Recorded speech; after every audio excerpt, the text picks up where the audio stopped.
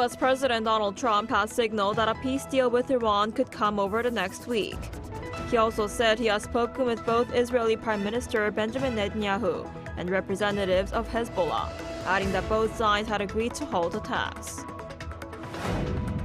Here in Seoul, officials from Korea and the US kicked off security consultations this morning to discuss Korea's nuclear power submarine program, as well as uranium enrichment and spent fuel reprocessing rights. The talks aim to implement the security commitments outlined in the joint fact sheet adopted last November. NVIDIA CEO Jensen Huang cited robotics as a potential area of investment in Korea ahead of his visit to Korea later this week.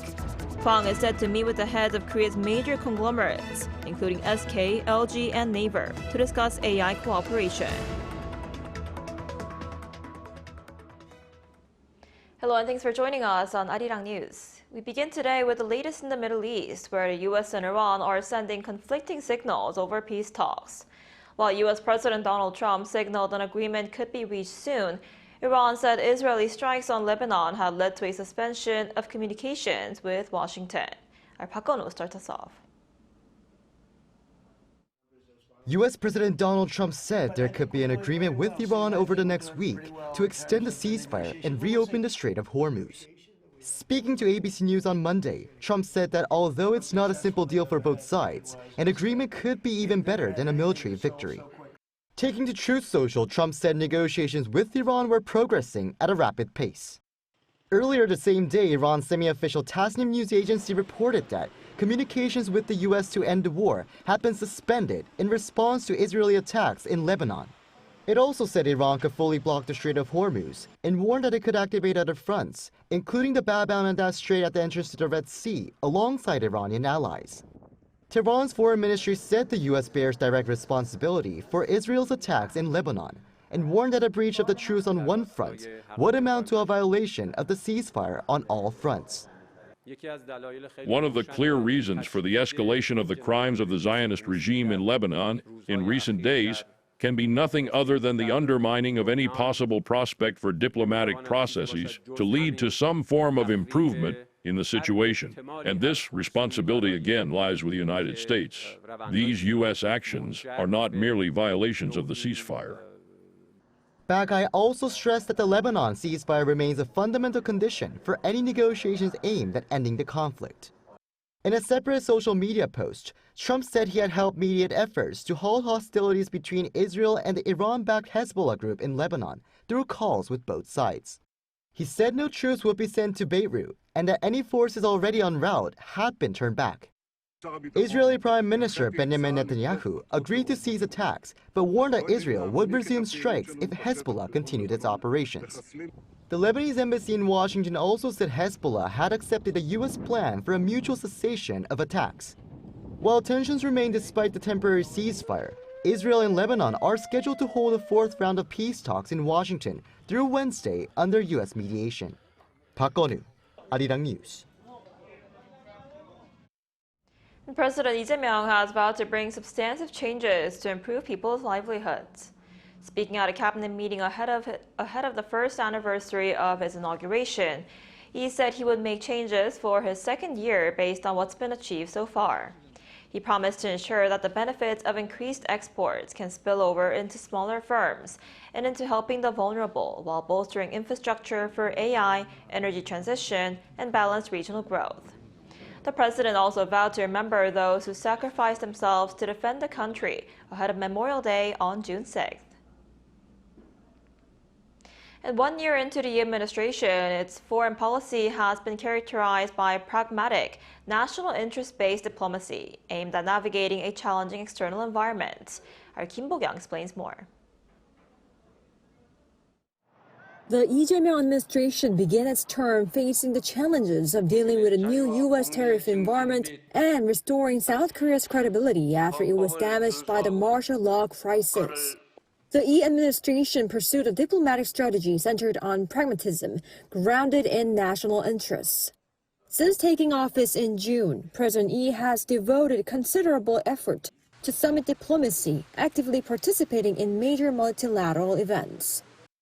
Starting with the G7 summit in Canada, Yi also attended the ASEAN summit in Malaysia and successfully hosted the APEC summit in Gyeongju. Dealing with U.S. President Donald Trump's America First policies, President Yi held summits with Trump twice in August and October 2025. During the latter summit in Gyeongju, South Korea succeeded in reducing the reciprocal tariffs on Korean exports to the U.S. from 25% to 15%, and pledged approximately $350 billion in investment in the U.S. In return, South Korea also secured U.S. support for the acquisition of nuclear-powered submarines, as well as expanded authority regarding uranium enrichment for nuclear power plants and the reprocessing of spent nuclear fuel, with the agreements documented in the joint fact sheet. Though follow-up discussions regarding agreements have been relatively stalled due to an unexpected dispute involving Kupang, one expert says that the Yi administration held its own in ties with the U.S.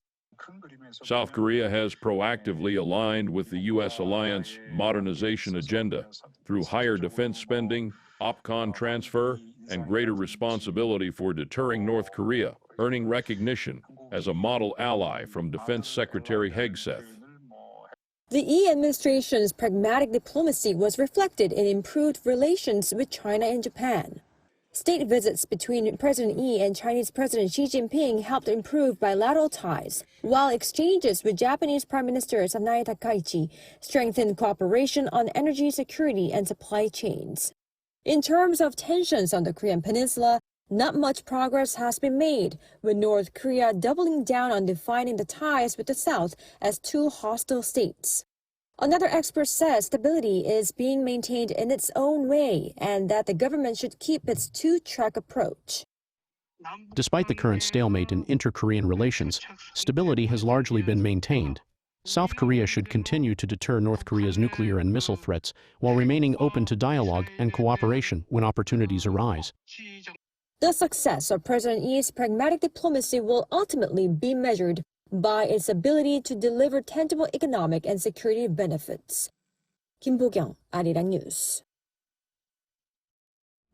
And also here in Seoul, Korea and the United States are opening security consultations on Tuesday to discuss Seoul's nuclear power submarine program, uranium enrichment, and spent fuel reprocessing rights, and shipbuilding cooperation.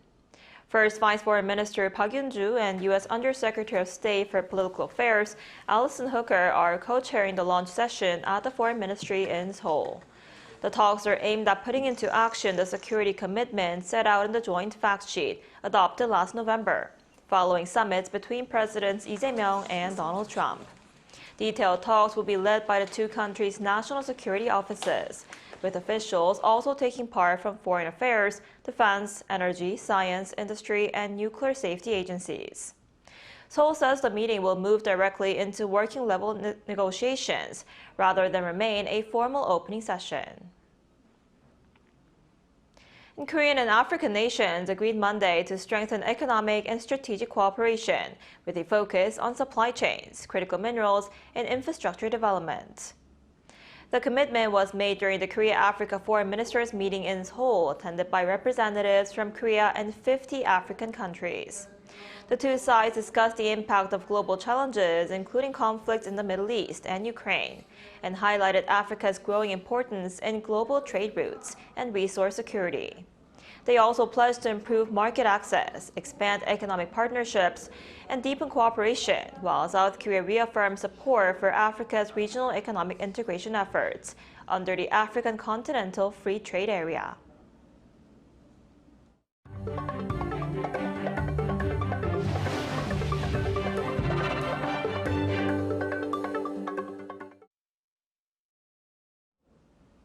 NVIDIA CEO Jensen Huang is set to visit Korea this week, where he is expected to meet with the heads of major conglomerates to discuss cooperation in artificial intelligence and robotics. Ahead of the trip, Huang highlighted robotics as a promising investment area and expressed openness to bringing NVIDIA's flagship GTC AI conference to Korea. Our Lee Seung-jae has more. NVIDIA CEO Jensen Huang has identified robotics as a promising area for future investment in South Korea ahead of his visit to Seoul later this week. I think that robotics is very important to Korea, and I hope to be able to contribute to robotics in Korea. Speaking to South Korean reporters in Taipei on Monday, Huang noted that South Korea faces a shrinking workforce despite its strong creativity and innovative capabilities, adding that artificial intelligence and robotics could help the country unlock its full potential. Huang also said he would be willing to bring NVIDIA's flagship AI conference, GTC, to Korea if there is sufficient interest. The event is one of the world's largest gatherings focused on artificial intelligence and emerging technologies. Huang is expected to arrive in Seoul Thursday night and begin a series of meetings Friday with leaders of some of South Korea's largest companies. Industry sources say those expected to participate include SK Group Chairman Choi Tae-won, LG Group Chairman Koo Gang-mo, Naver founder and board chair Lee Hae-jin, and potentially Hyundai Motor Group Executive Chair Chung Hee-sun. The meetings are being closely watched as a possible catalyst for expanded cooperation in artificial intelligence, robotics, and advanced technology development. South Korea is home to several key NVIDIA partners, including memory chip maker SK Hynix, a major supplier of high-bandwidth memory used in AI chips. While Huang declined to confirm who he would meet, he joked that the most important part of his visit would be enjoying Korean food, especially fried chicken and samgyeopsal. His comment has fueled speculation about the potential for another informal gathering similar to last year's widely discussed Ganbu meeting in Seoul's Samsung-dong district, where Huang and the heads of Samsung Electronics and Hyundai Motor met over fried chicken. The casual get-together drew significant attention for bringing together some of the technology industry's most influential figures outside a formal business setting. This time there is growing speculation over whether the visit could include a so-called samgyeopsal meeting, an informal gathering centered around grilled pork belly, soju, and beer. Observers say a similar meeting during this visit could provide insight into the future direction of AI and robotics partnerships between NVIDIA and Korea's leading technology companies. Lee Seung-jae, Arirang News. Korea's consumer prices for May rose 3.1% year-on-year, marking the steepest increase since March 2024. According to the Ministry of Finance and Economy on Tuesday, the figure returns to the 3% range for the first time in 2 years. Driving the surge was petroleum products, which spiked 24.2%, the highest in nearly 4 years due to the Middle East conflict. Gasoline and diesel prices jumped 23.1% and 33.3% respectively. Inflationary pressures spilled over into the service sector, pushing international airfares up more than 33%, the highest increase since 1995. The Finance Ministry noted that government interventions, including fuel tax cuts and price caps, suppressed the headline inflation by 0.6 percentage points. Without these measures, May's inflation would have reached 3.7%. South Korea's cultural heritage sites are attracting record numbers of visitors. According to the Korea Heritage Service on Monday, nearly 18 million people visited the nation's royal palaces and Joseon Dynasty royal tombs last year, up nearly 13% from a year earlier, and the highest figure on record. Foreign visitors accounted for more than 4.2 million, an increase of over 1 million from the previous year. The upward trend has continued this year, with more than 5.4 million visits recorded through April. Officials said the BTS Gwanghwamun concert helped boost visits at nearby heritage sites. For patients with cardiovascular disease, the ability to quickly and safely seal a puncture site can be crucial. Korean researchers have developed a device that uses body temperature to expand and seal holes in damaged blood vessels. Our Tae-yeon reports. Inserting a catheter, which is a thin, flexible tube, into a vessel during heart or aortic surgery requires the highest level of surgical proficiency. To address this, a domestic research team has made a vascular closure device that automatically regulates blood flow to seal the vessel once installed. The key technology is a shape memory polymer that expands upon contact with body temperature. By applying a curved structure to the interior of the blood vessel, the device actively encourages platelet aggregation. The device enters the vessel in a compressed state to allow for easy insertion. Once positioned, it expands to ensure safe and stable stopping of blood flow. The research team verified the device's performance by creating a 6mm puncture in the thoracic aorta of a pig. They noted that the device does more than just stop bleeding. It does not interfere with the natural healing process of the blood vessel. The device maintains its integrity across environments without causing changes. It has proven safe regarding risks like blood clots or inflammation. The team expects this technology to provide a new alternative that significantly enhances the safety of complex cardiovascular surgeries. 차윤경, Arirang News.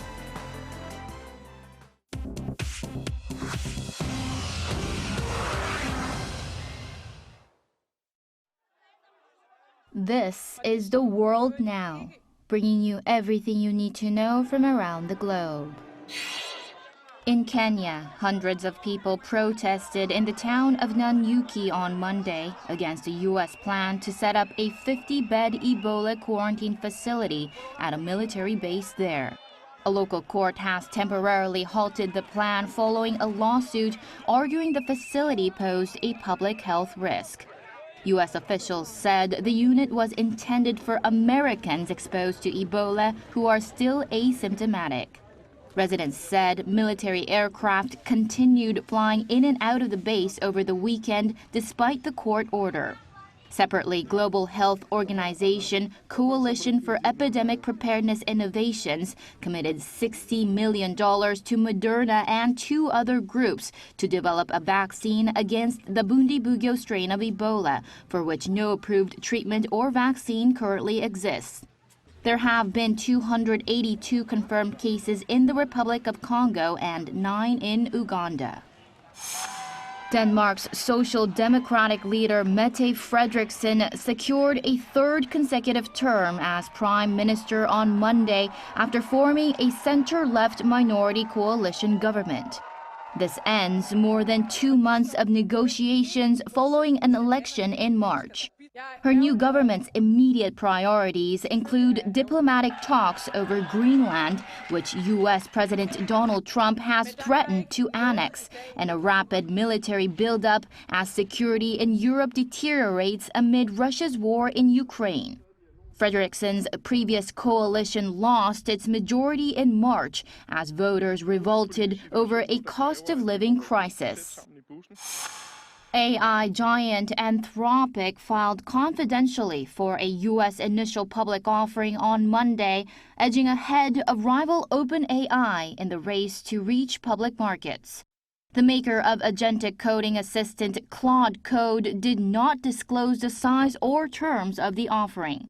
Anthropic was last valued at just under $1 trillion following a late May funding round. The listing follows Space Exploration Technologies' IPO filing targeting a $1.75 trillion valuation. Analysts warn the combined demand for capital from SpaceX, OpenAI, and Anthropic could disrupt capital markets, but filing early carries a significant advantage. Pop singer Dua Lipa and British actor Callum Turner tied the knot on Sunday at Old Marylebone Town Hall in London. Lipa, 30, wore a white Schiaparelli skirt suit and wide-brimmed hat. Turner, 36, wore a custom blue Ferragamo suit. After months of speculation, the couple confirmed their engagement last year. Turner is known for his roles in the Fantastic Beasts films and the Apple TV Plus series Masters of the Air. Chu Ji-hyun, Arirang News.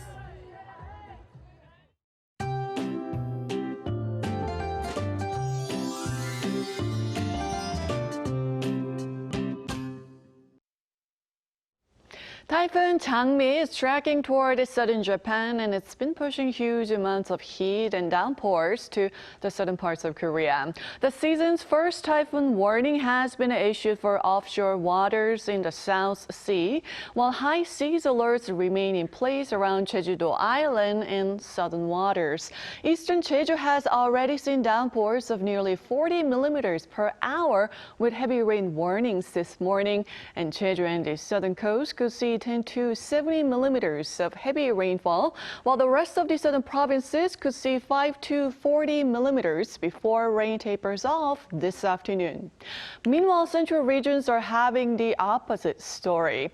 Under sunny skies, temperatures are soaring to 33 degrees Celsius here in the capital, and warmer weather will continue through the local elections tomorrow.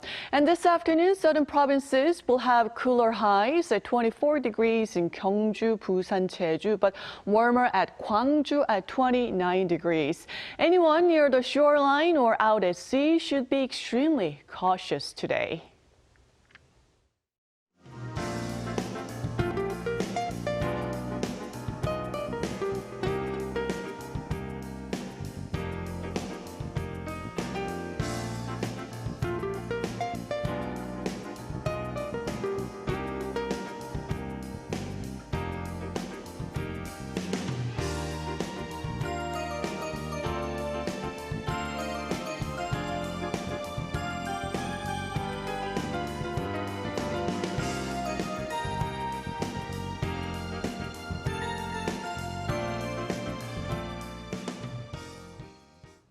That's all we have for today's noon edition of Arirang News. Thank you for watching. We'll be back at 5 p.m. Korea time. Stay tuned.